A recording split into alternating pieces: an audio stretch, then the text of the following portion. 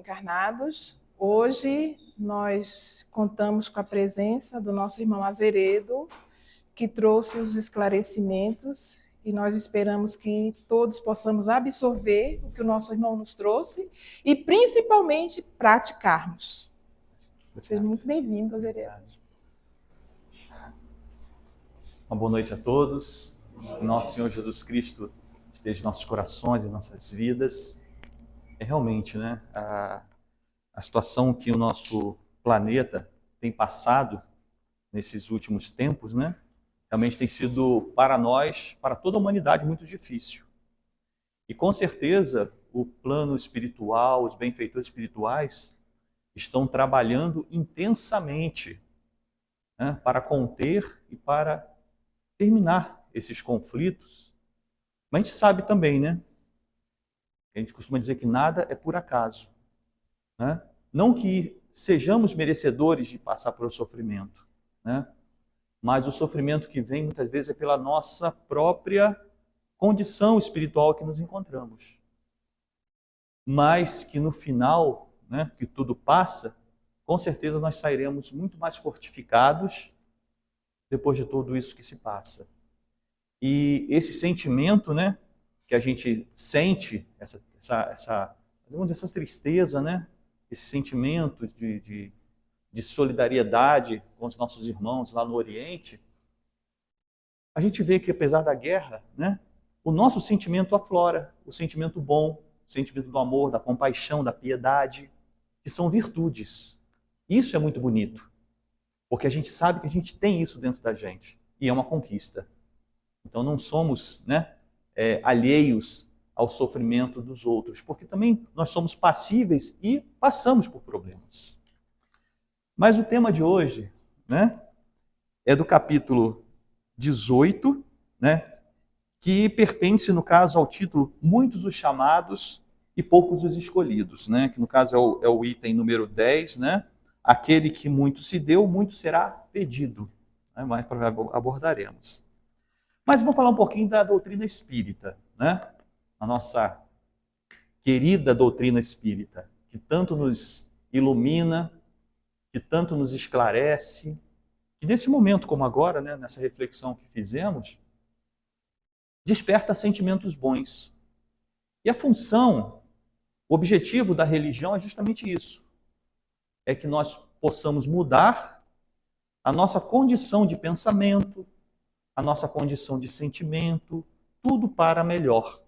Então devemos realmente buscar esse melhoramento nosso, esse melhoramento íntimo. Mas de que forma?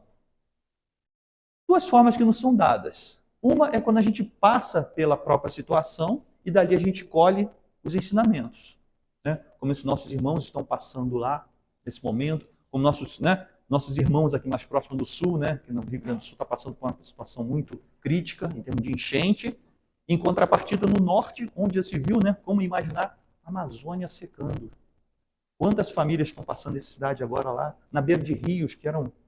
Eu tive a oportunidade de morar um tempo lá no Pará, né, militar, né, na época, estava no Pará, então lá tem o Rio Tocantins, né, um dos afluentes do Rio Amazonas, um dos afluentes do Amazonas, Tocantins.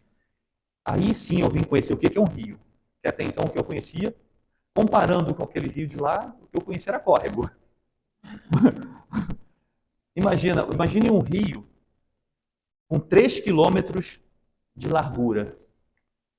3 quilômetros de largura, um rio, o Tocantins. Aí a gente imagina, né, a situação, mas só para a gente ilustrar. Mas de tudo, tem ensinamento, tem um porquê. E também a doutrina espírita nos esclarece que nós espíritos, nós progredimos. Né? Nós estamos progredindo moralmente, mas antes intelectualmente, né? Nós estamos progredindo. Mas juntamente com esse progresso espiritual, o nosso planeta progride. O nosso planeta ele vai se adaptando a uma nova realidade que vai estar a surgir. Isso a doutrina espírita nos esclarece. É a transição planetária. E ela se processa em diversos níveis, né? Até eu me permite dizer, eu não digo nem que é uma transição, é uma revolução planetária, né? Que atinge todos os níveis. Mas isso para quê? Para promover uma ascensão espiritual de todos nós.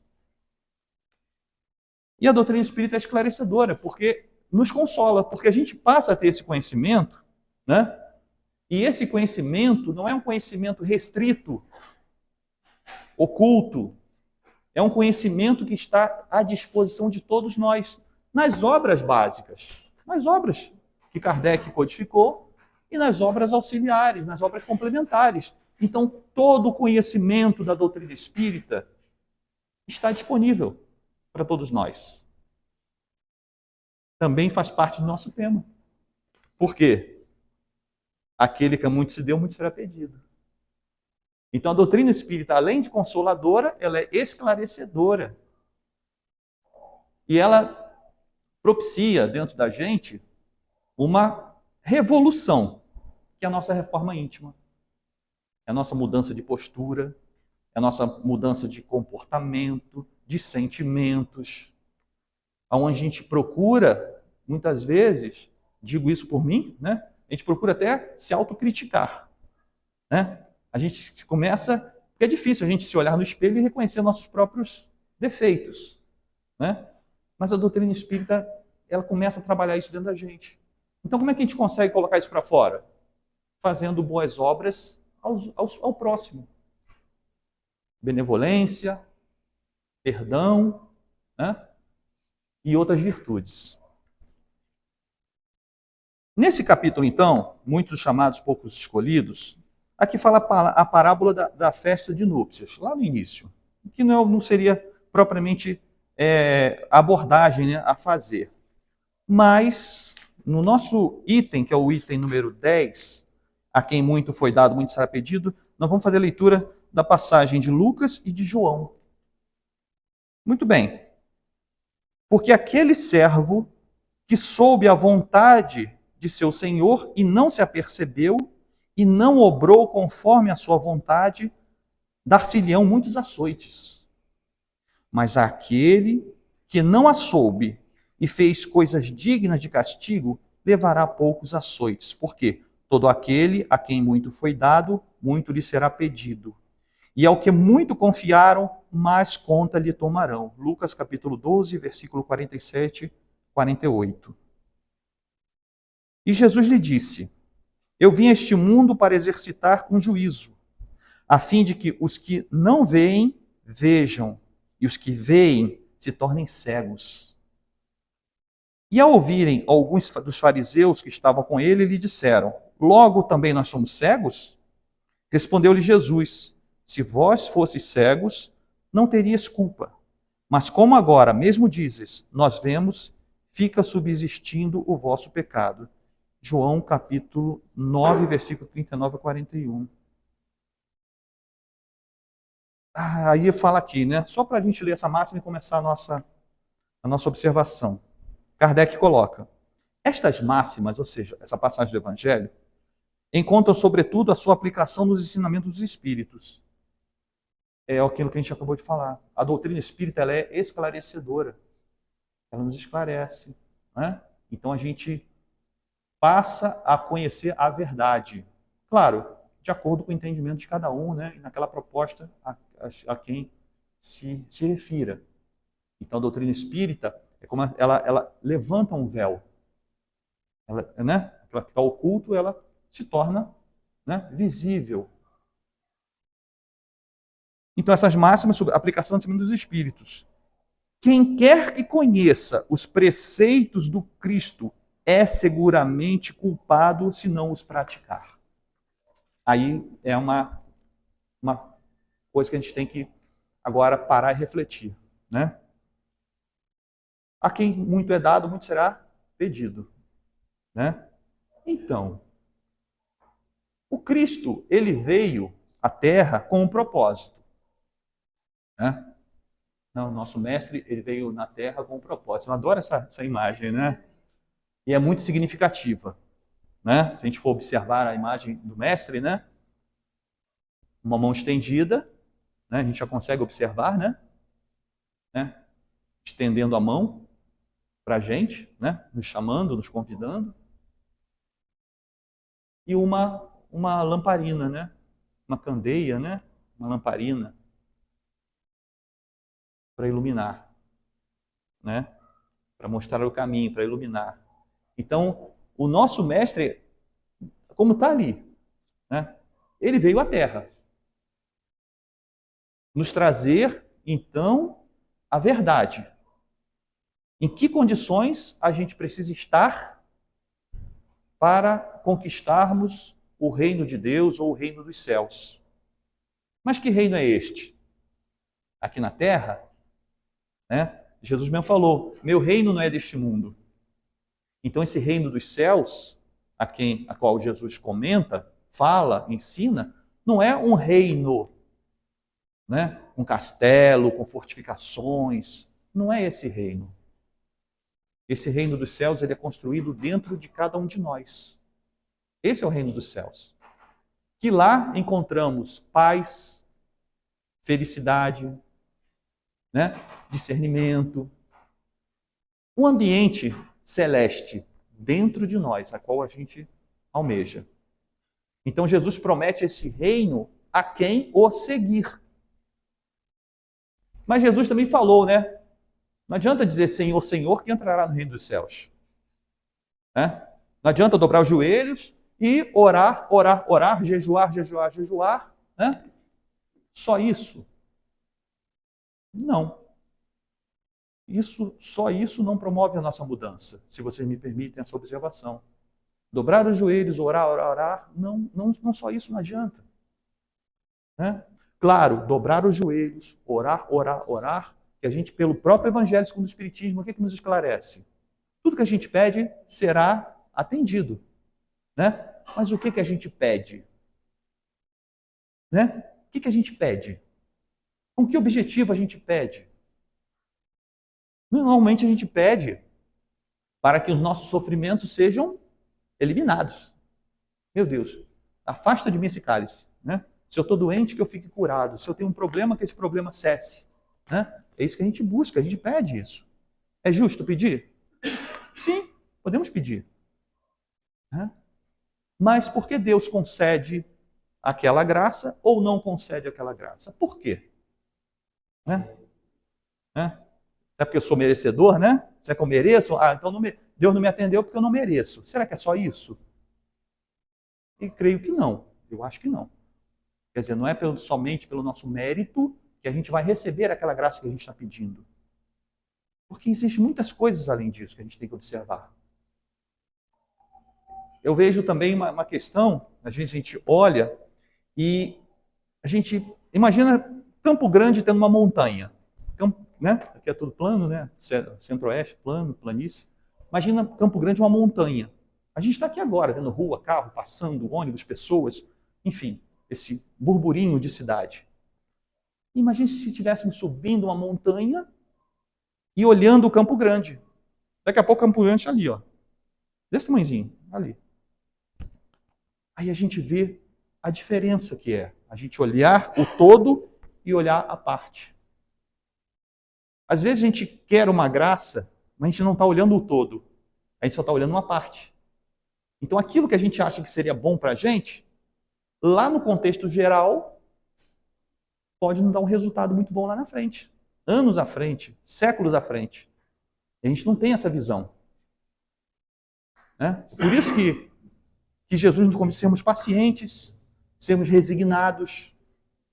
Né? Porque a gente não sabe propriamente, na nossa condição, o que nos reserva ao futuro. Então, é muito interessante essa condição, esse esclarecimento. Né? Esse é um consolo. Né? É um consolo. Aí, voltando à visão dos nossos irmãos lá no Oriente agora, que estão passando por guerras, a gente, né, o nosso foco está ali, na região de Israel, né? Aquela região de Israel. Mas e na Ucrânia, que também está acontecendo? No Afeganistão, que aconteceu agora outro terremoto também, uma catástrofe imensa. Né? Lá na Amazônia, como a gente falou, lá no Sul também que a gente falou, ou seja, toda essa área. Né? Mas a resignação.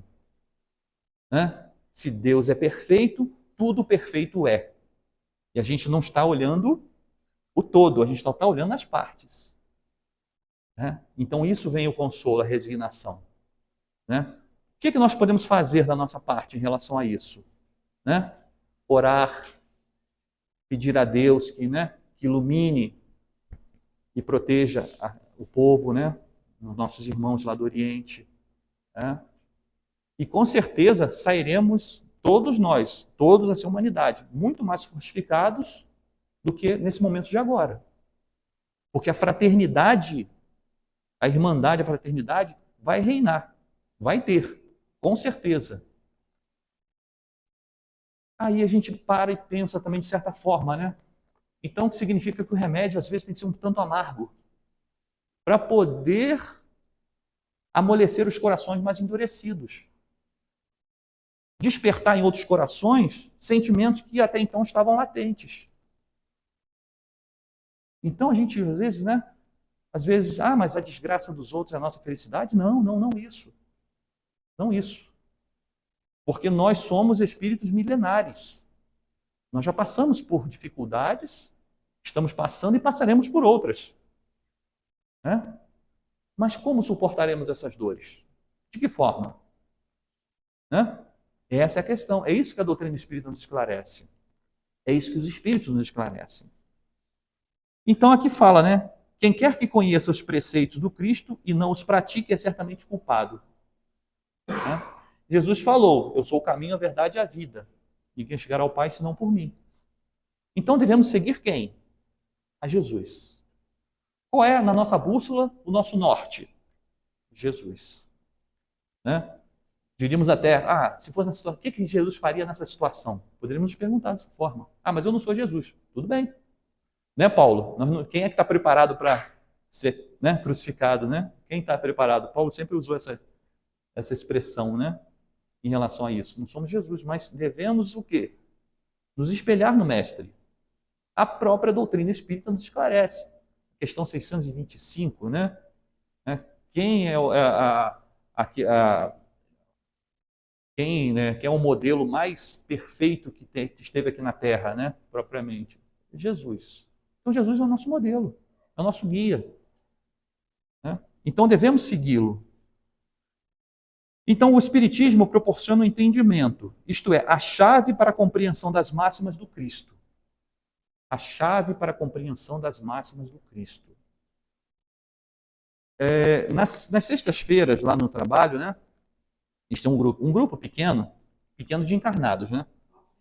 Não, no centro, no trabalho mesmo. A gente faz um estudozinho, uma leitura de manhã cedinho, né? Já fazíamos lá no hospital, né, Paulo? Mas agora eu faço lá na CIP, né? É rapidinho. A gente faz assim de 20 minutinhos, no máximo meia hora, porque o expediente vai começar. É do livro Caminho, Verdade e Vida. Então a gente pega um versículo, uma página do versículo, e Emmanuel, né, fala sobre aquele versículo. É fantástico. Simplesmente é fantástico. Porque de um versículo, quantas informações tem ali?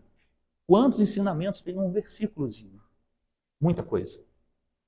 E cada versículo que está ali nos preenche de alguma forma, nos complementa de alguma forma nosso entendimento. Então, essa questão que a doutrina espírita proporciona entendimento, justamente isso. Espíritos como Emmanuel, espíritos como Humberto de Campos e outros, né? Tanto nos esclarecem a respeito dos ensinamentos do Cristo, nos dão a chave do entendimento. Né? Porque Jesus lá, outrora, ele ensinava por parábolas. Né? Parábolas. A própria parábola das bodas, que fala aqui nesse capítulo, é uma parábola. Né? Vou até ler, né? Se dá um tempinho, vamos ler essa parábola, que é muito interessante. Mas vamos ver os ensinamentos que tem nessa parábola. Porque Jesus ensinava. Por isso que ele falava, muitos veem, mas não enxergam. Muitos ouvem, mas não escutam. Por quê? Porque não tem o quê? O entendimento. Os próprios discípulos chegaram para Jesus e perguntaram, mestre, por que o senhor ensina por parábolas? Porque para vocês foi dado conhecer. Para os outros, ainda não. Ainda não. Mas a doutrina espírita nos traz essa chave do entendimento das máximas do Cristo. Aonde Jesus falava de forma alegórica lá atrás, né, e que se a gente for ler ao pé da letra, realmente é uma alegoria. Mas se formos buscar os fundamentos morais, tem muitos ensinamentos ali. ensinamentos para melhor, para a nossa melhor compreensão. Vamos ler aqui essa parábola, né, e fazer um comentário, só para a gente ter essa visão, né, do capítulo 18. Eu fechei aqui o livro. Vou fechar ele aqui, 18. Vamos lá. Parábola da festa das núpcias, né, ou das bodas. E respondendo Jesus, lhe tornou a falar segunda vez em parábola, dizendo: o reino dos céus é semelhante a um rei que faz as bodas de seu filho. Ou seja, imagina um reino, tem um rei, e vai e planeja uma festa de casamento para o filho. E mandou os seus servos chamar os convidados para as bodas. Então o rei chamou seus servos, ó, vamos lá e convida essas pessoas para virem à festa. Né? Mas eles recusaram. E mandou seus servos chamar os convidados para as bodas. Mas eles recusaram ir. Então convidou e disse: não vou. Enviou de novo outros servos com este recado: dizei aos convidados: eis aqui, tenho preparado o meu banquete, os meus touros e os animais cevados estão já prontos. Tudo pronto, vinde às bodas. Ou seja, um outro convite e a festa já estava toda pronta. Mas eles desprezaram o convite e foram, um para a sua casa de campo, o outro para o seu tráfico, para o seu trabalho. Outros, porém, lançaram mão dos servos que ele enviara.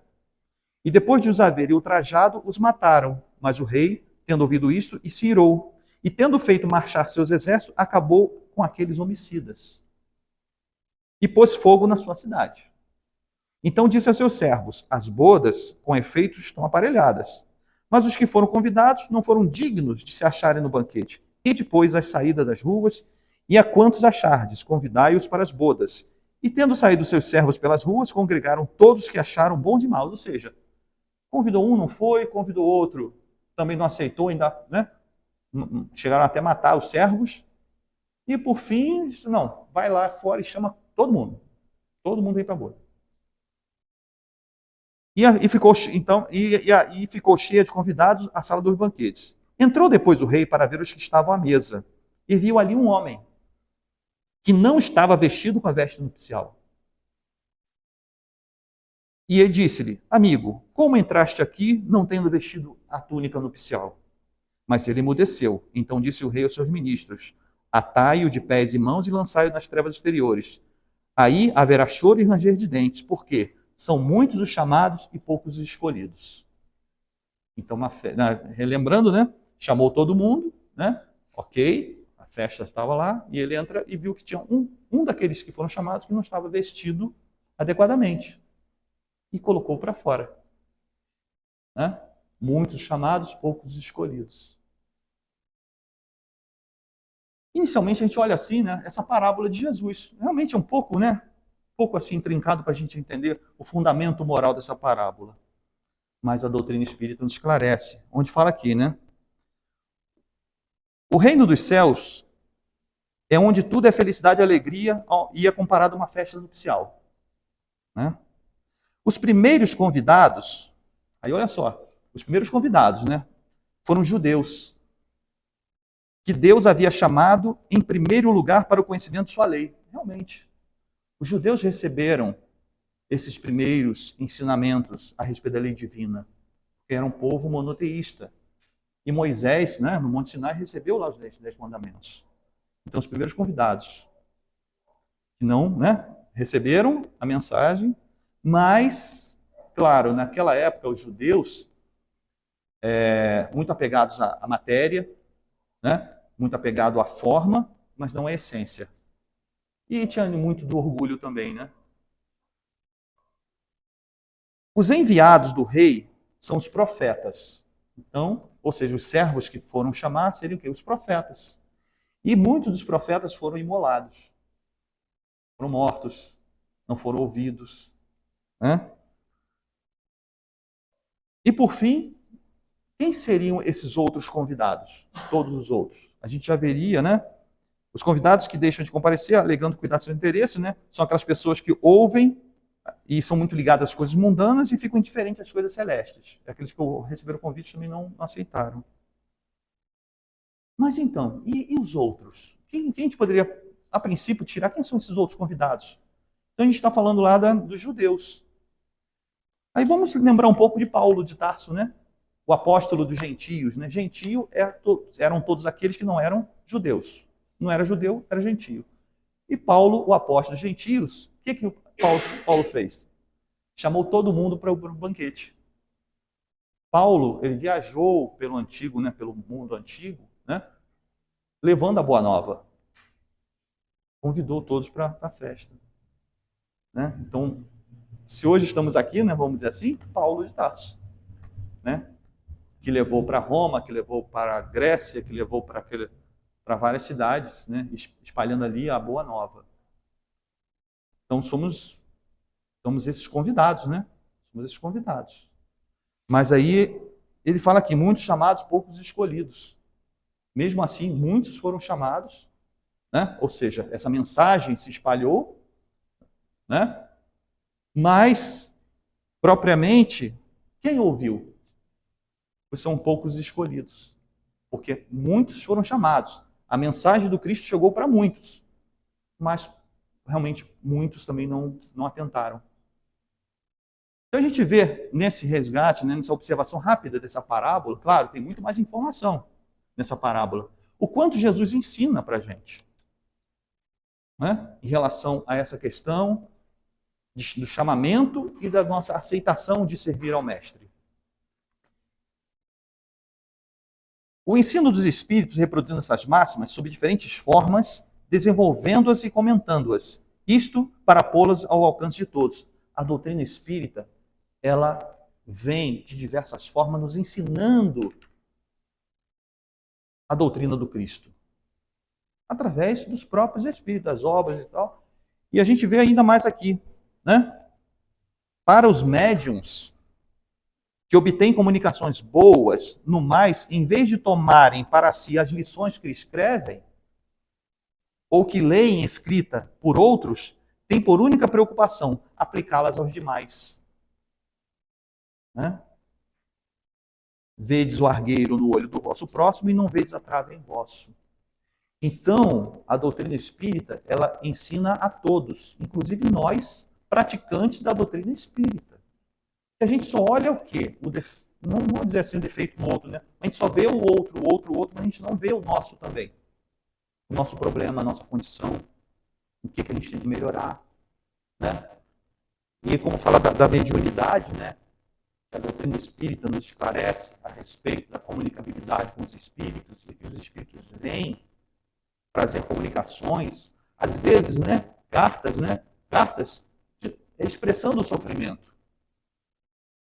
Mas são cartas esclarecedoras. São cartas que é para a gente ler, entender, né? Compreender e dizer, não, então assim não está certo. Como é dessa forma, eu tenho que agir de outra forma. Então está nos ensinando como devemos agir. Porque se o outro sofreu, aquilo é o ensinamento. O do como não proceder. Aos espíritas, pois muito será pedido. Olha aí vem a puxão de orelha, né? Ou seja, fomos convidados para a festa de bodas. Estamos todos aqui, estamos na festa. Agora devemos nos vestir como tal. Né?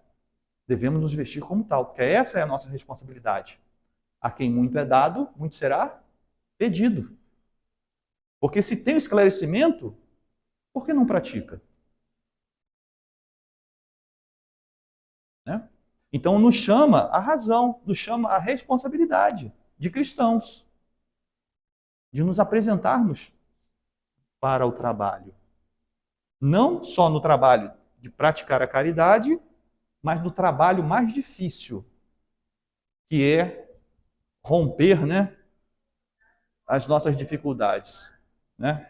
Esse é o mais difícil, é a nossa mudança, a nossa mudança de condição atual. Isso é o mais difícil. O Espiritismo vem multiplicar o número de chamados, né? Pois pela fé faculta que multiplicar o número de escolhidos. Então a doutrina espírita, quando bem entendida e bem praticada, né, seremos os escolhidos. Diríamos até que não adianta ser espírita para entrar no reino dos céus. Não basta dizer que é espírita. Né? Estamos no caminho certo? Eu acredito que eu estou. Né? E uma coisa que a gente comenta sempre, né, que eu procuro comentar, que linda. Eu comento sempre, né, é que não devemos, de maneira nenhuma, entrar num processo de culpa, de se sentir culpado. Nossa, eu errei. Eu errei lá no passado. Não, isso já me travou em tudo. Não, não. O erro do passado é passado. Os equívocos são equívocos. É a nossa condição espiritual. Ponto. Né? Somos ainda passíveis de erros. Mas conforme a gente vai trabalhando nesse reconhecimento, né? Isso é uma forma da gente se melhorando.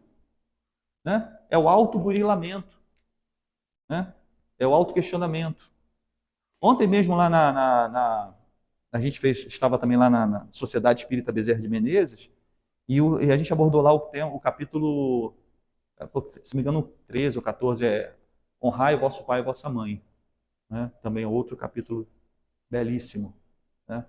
É um esclarecimento também, honrar pai e mãe, né? Que vai muito além do honrar pai e mãe, até colocamos, poderíamos tranquilamente trocar por amar pai e mãe. Né? Que honrar a gente acrescenta, né? Mas o amar também já engloba tudo, no meu ver. Mas, enfim, essa é a mensagem de hoje. Tá? Eu espero ter sido claro, né? Que aquele que muito se deu, muito será pedido. Né? Muito será pedido. E que Deus não nos pune de maneira nenhuma. Nós não temos um Deus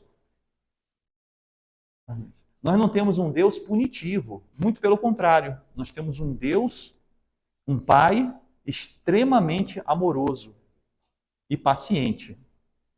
Né? E que o que nós promovemos é fruto do nosso trabalho. Né? Tudo que fazemos é fruto do nosso trabalho. Ah, mas eu fui induzido a fazer tal coisa. Né? Eu fui obsidiado a fazer tal coisa. Calma lá. Só foi obsidiado porque você deu oportunidade. Não é isso? Você foi, né? Tivemos a fraqueza. Né?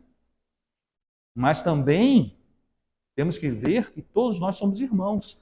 Aqui no plano material e lá no plano espiritual. E até os nossos irmãos têm um papel fundamental nesse nosso engrandecimento. Tem um papel muito especial. Então, por isso que Jesus também promove o quê? O amor universal. O amor universal não é um amor somente à nossa família, ao nosso núcleo familiar, ou amor ao nosso planeta, a toda a humanidade no planeta, quanto ao plano espiritual. O amor universal é do universo, que abrange planetas, galáxias, constelações. Esse é o amor universal. É o amor de Deus. Esse é o amor de Deus. Então, essa nossa perspectiva de agora é a perspectiva de amanhã, onde a gente passará a compreender melhor o nosso papel em toda essa engrenagem movida por Deus no processo de criação. Temos o nosso papel lá, temos a nossa função, cada um de nós. Né? Agora, na nossa condição e lá na frente, mais ainda. Tem um minutinho, eu sei que já passei. Não, é quase lá. Apesar que o meu está em cima da hora. Não, você pode. Tá? Tá. Eu li uma parte hoje. Gente, eu perdi aqui. Ah, não, foi do livro Obreiros da Vida Eterna. Que fala, rapidinho, né? Para a gente ver como é que a espiritualidade é maravilhosa, né? Obreiros da Vida Eterna, André Luiz, né? Ele visita, é uma repartição lá, ele está lá em Nosso Lar, né? E lá, no núcleo de auxílio, eles recebem a visita de um espírito de altas esferas aqui da Terra, que já não mais comporta a forma física que a gente tem, né? É um espírito já em altas esferas da Terra, né? E esse espírito, ele vem, né? Aí quem estava ali naquela assembleia, né? Espíritos ali, que iam sair em missão na Terra, e fazem perguntas a esse espírito, né? Olha, eu estou em tal missão, eu vou encontrar isso, isso e isso. Aí esse espírito ouve do pergaminho dele ali, ele abre o pergaminho e puxa um versículo do Evangelho. Todas as perguntas que foram feitas estavam no Evangelho, ele respondeu todas. Né? E aí comenta-se lá nesse livro, interessante no Rubrica de Vida Eterna, nesse capítulo, que fala aqui dessa escala espiritual. Estou até compartilhando com vocês que eu achei, assim, eu já tinha lido o livro, mas a gente lê, depois lê de novo e fica extasiado. Que nas altas esferas aqui da Terra nós temos esses espíritos, né? Espíritos já bem puros na Terra. Mas em outros planetas também nós temos espíritos puros, que dependendo do planeta, ainda espíritos mais elevados em termos morais, né? Intelectualmente, moralmente, né? Imagina. E tem esses espíritos regem esses planetas, né? Juntamente com a... Né? E no nosso sistema solar nós temos espíritos que coordenam o nosso sistema solar, ou seja, o Sol e os planetas. Tem espíritos encarregados. Assim como tem espíritos encarregados da nossa galáxia, espíritos que... Não, imagina. A gente olha assim, nossa, olha o nosso caminho. Olha o nosso caminho. Né? E isso nos dá uma coisa assim, um ânimo para que a gente, não estou dizendo que a gente chegue até lá, mas que a gente saiba, olha, existe uma luz lá na frente. Né? O que está agora é agora. Lá na frente a luz é maravilhosa. A gente vai estar nesse reino de felicidade. Mas reino de felicidade, aí fala assim, que esse espírito que foi materializado lá em nosso lar, foi materializado em nosso lar, esse espírito, numa cúpula, né? Esse espírito, ele, segundo lá o orientador lá do grupo, ele encarna a cada 500 ou 800 anos, quando em missão, e se assim o quiser. Então não é qualquer missão. É um dos espíritos das altas esferas aqui da Terra. E a gente vê, né, quanto essa doutrina esclarecedora. Eu não vou me alongar mais, né, senão a gente vai passar aqui, né, conversando, né, mas agradeço a paciência, tá? E obrigado mais uma vez pela oportunidade.